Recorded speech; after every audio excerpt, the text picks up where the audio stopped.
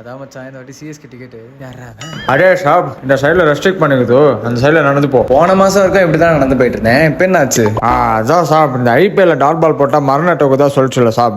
அந்த கான்ட்ராக்ட் நம்ம தான் எடுத்துக்குது. சரியான டிமாண்ட் சாப். மரம் நட்டு வைக்கவே இடம் கிடைக்க மாட்டேங்குது சாப். 2 நாள் கழிச்சு வந்தான்னு வை நீ நிற்கிற இடமே ரெஸ்ட்ரிக்ட் ஆயிடும். அந்த அளவுக்கு டிமாண்ட்ல போகுது சாப். ஓ நீங்க தானே அது?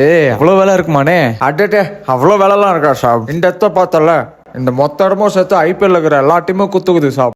வேலைலாம் கம்மி தான். ஆனா சிஎஸ்கேன்னு ஒரு டீம் இருக்குது சாப். அதுக்கு மட்டும் தனியா ஒரு இடம் குத்துக்குது. மேட்சுக்கு மேட்ச் 10,000 15,000 சொல்லிட்டு மரத்தை கொடுத்துக்குன்னே இருக்குது சாப். இந்த ஊர்ல இருக்கிற எல்லாருக்குமே சிஎஸ்கே மேட்ச் வந்தா சந்தோஷமா இருக்குது சாப். ஆனா எனக்கு மட்டும் தான் சாப் மன வலியா இருக்கு. வாழை பார்த்து பார்த்து உடம்பெல்லாம் வலிக்குது சாப்.